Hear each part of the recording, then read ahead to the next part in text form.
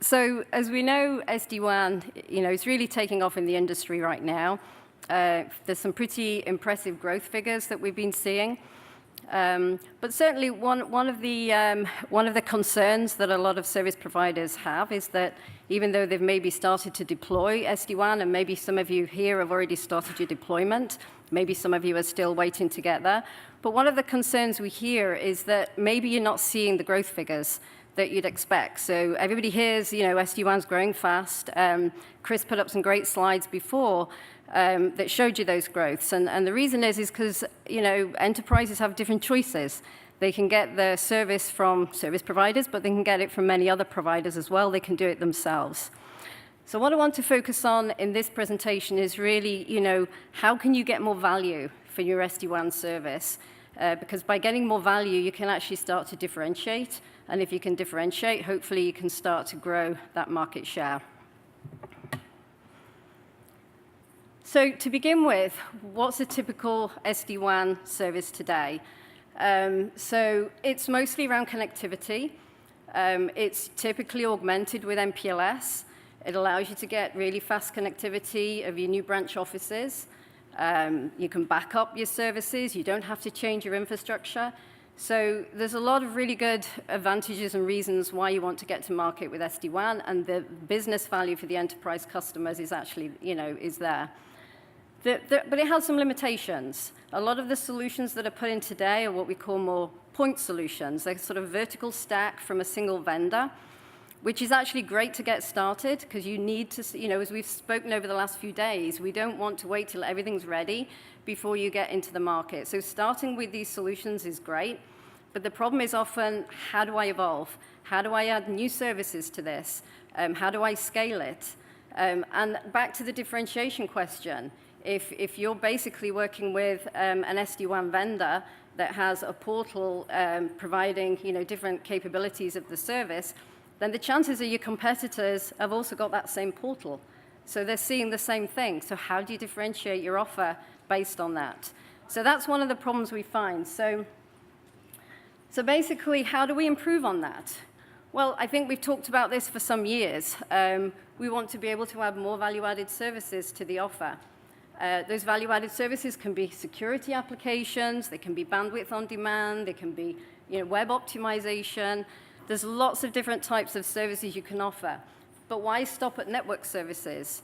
You've also got cloud applications. You're going into the enterprise. Why not offer them Microsoft Office 365? Why not offer them Google Works? Why not offer them cloud unified comms? There's a whole range of services that you can bundle in with this. And also, the customer, or your end customer often says, I want to be in control of my services more. I want to be the one that sort of chooses the services, makes changes and modifications in a simple way.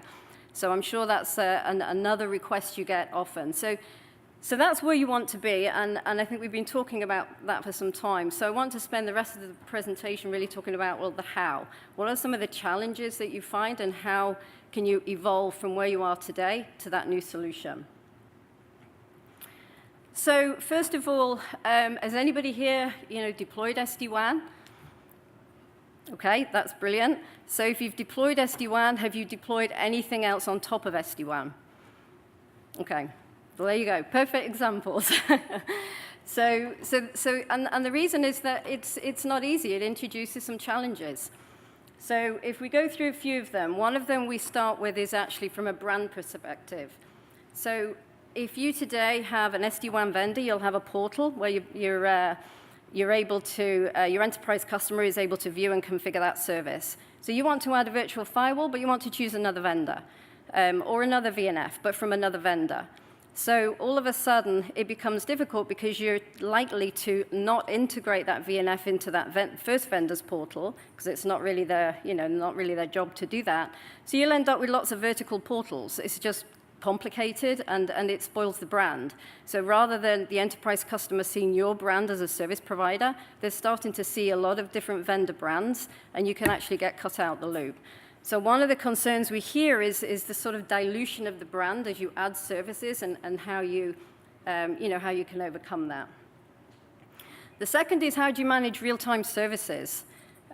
So again, this becomes an issue because a lot of the point solutions that are put in place today maybe have a very thin orchestration layer, but again, they probably are not able to bring in third-party VNFs into that orchestration layer.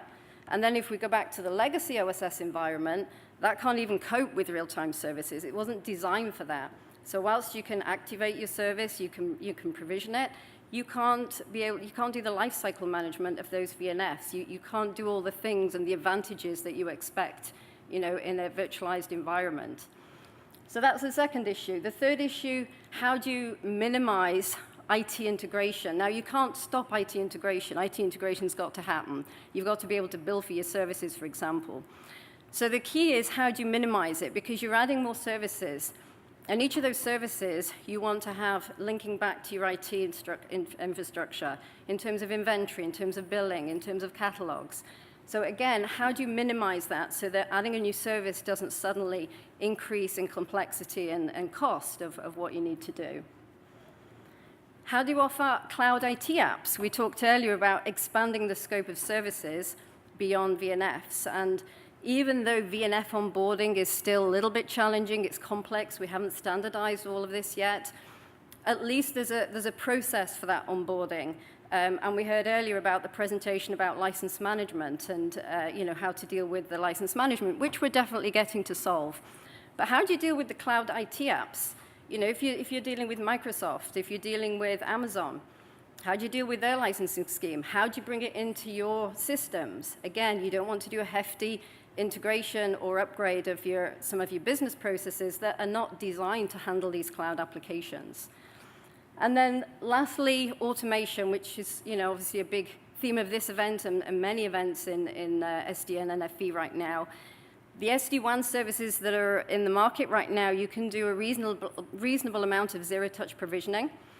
So there is a fair degree of automation that's built into those offerings now. But again, when you start adding services on top, how do you keep that automation? Those services also, some will be across physical, some will be across virtual. How do you automate everything on a service level end-to-end? So these are some of the key challenges that we hear. So what I want to talk about now is first of all, a couple of new capabilities that you'll probably need to bring into your network to solve some of these problems. Just a few, because we obviously haven't got much time today. And then I'd like to talk a bit more about the evolution. What kind of evolution to get from where you are now to where you need to be.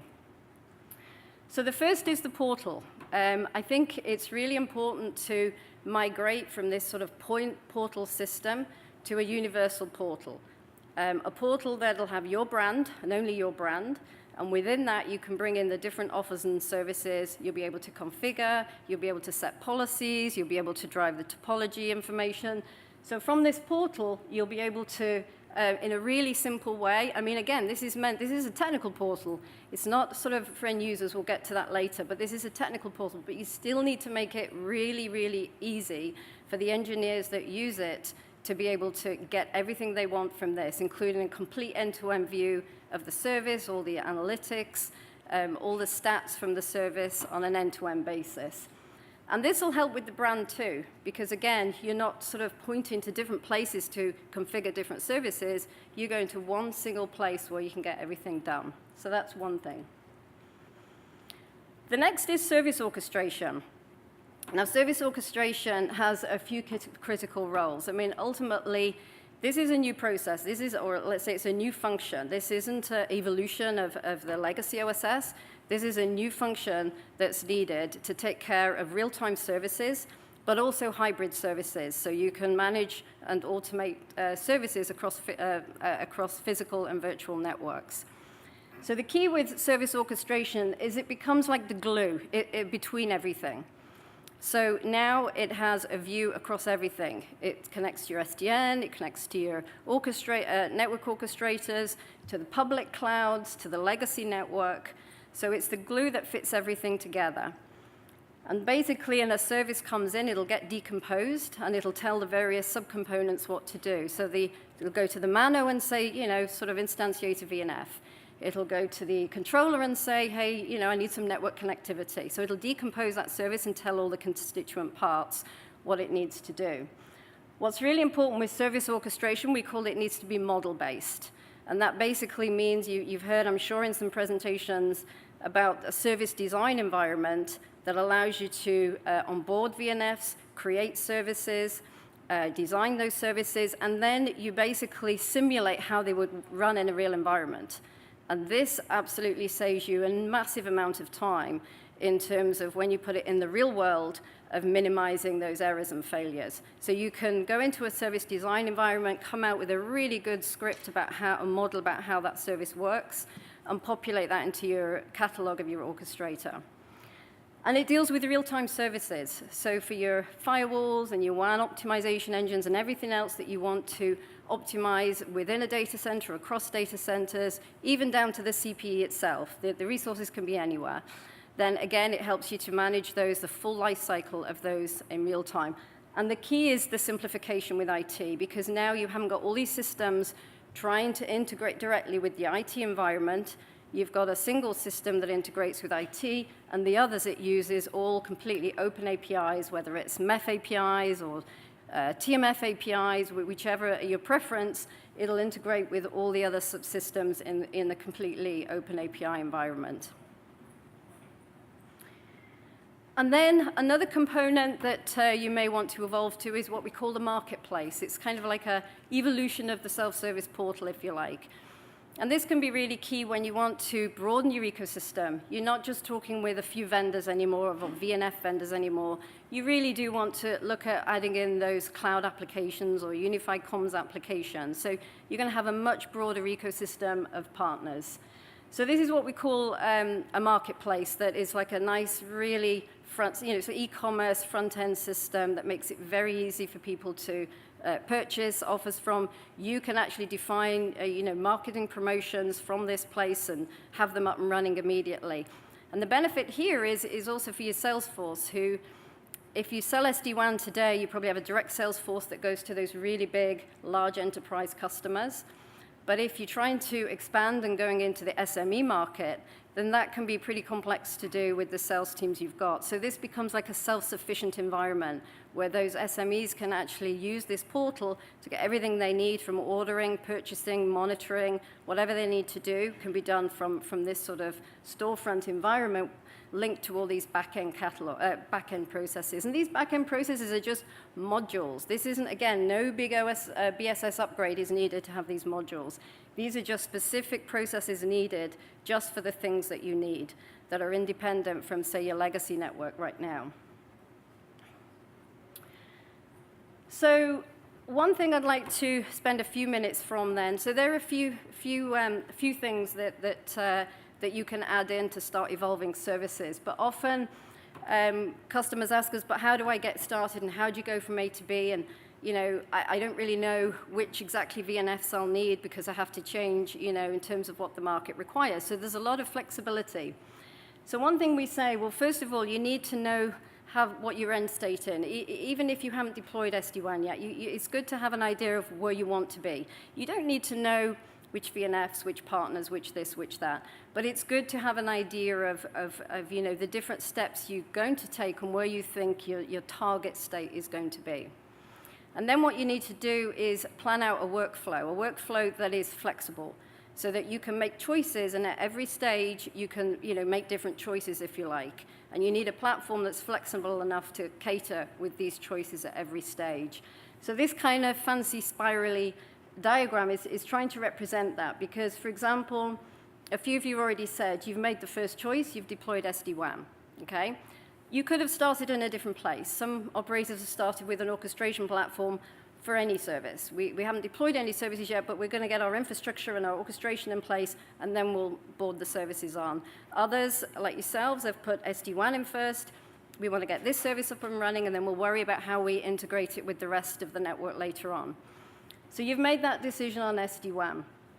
But then maybe one of the problems you have is it is hard to sell. Your sales teams are finding it hard to sell.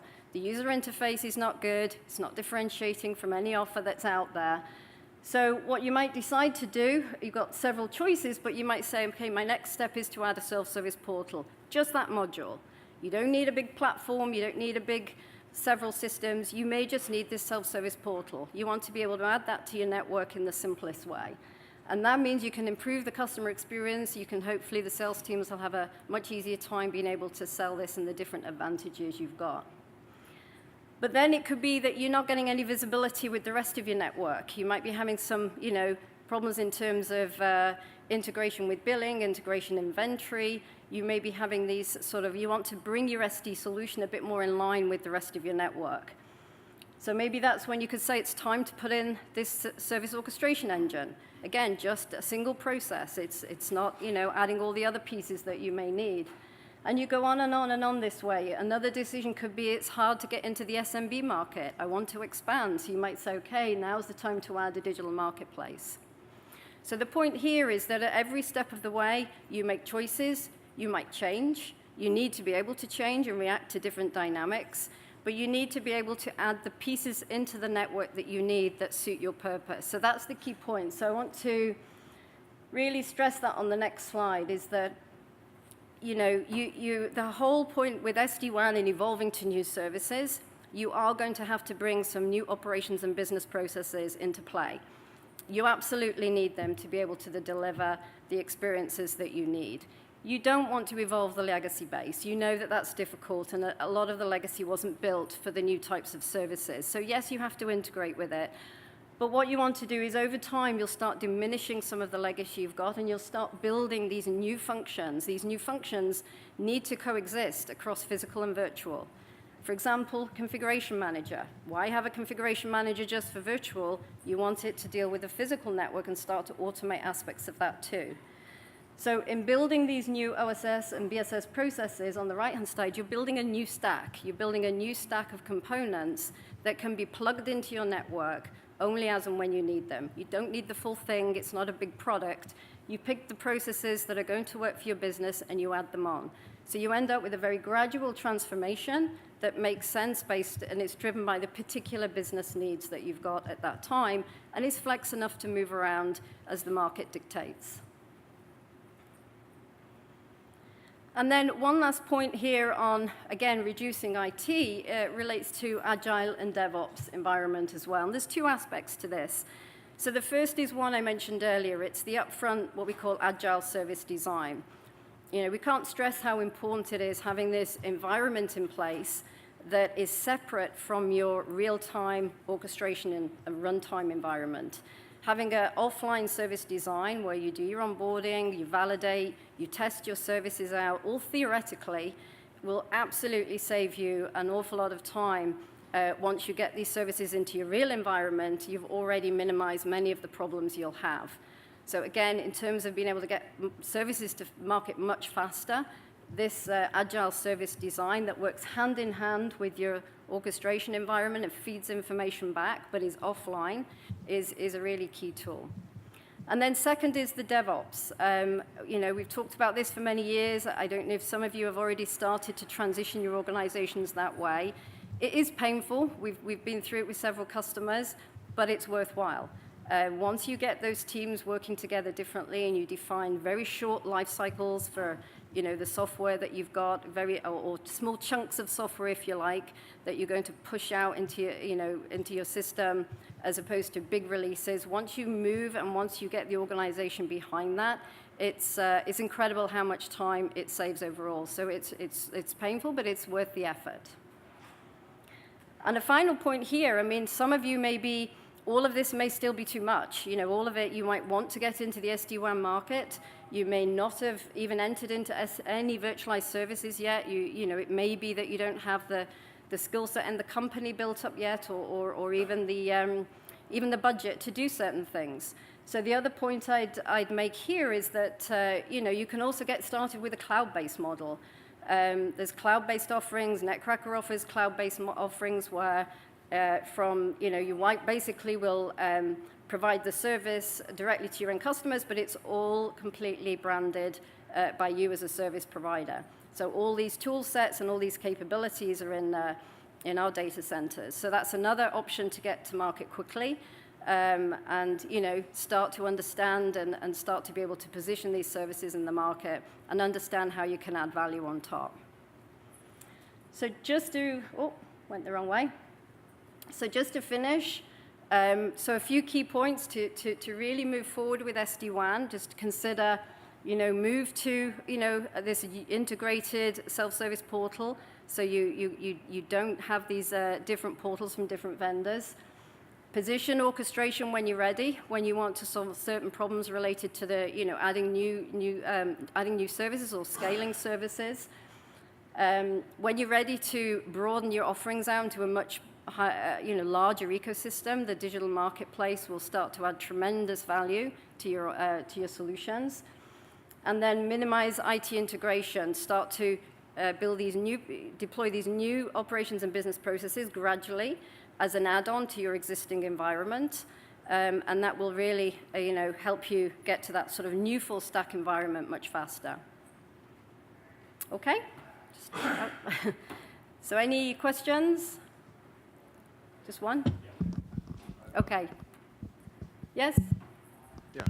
Hi, Nav Chandra from Silver Peak. You mentioned the cloud offering of SD-WAN. Is that something that NEC Netcracker hosts? Yes. And what equipment or what supplier, who's supplying the SD-WAN technology for that?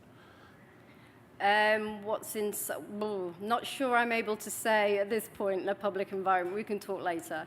Okay. But yeah, I can tell you about that later. But So yes, it's our own cloud deployment in our own data centers. So you're acting as a service provider then in that case?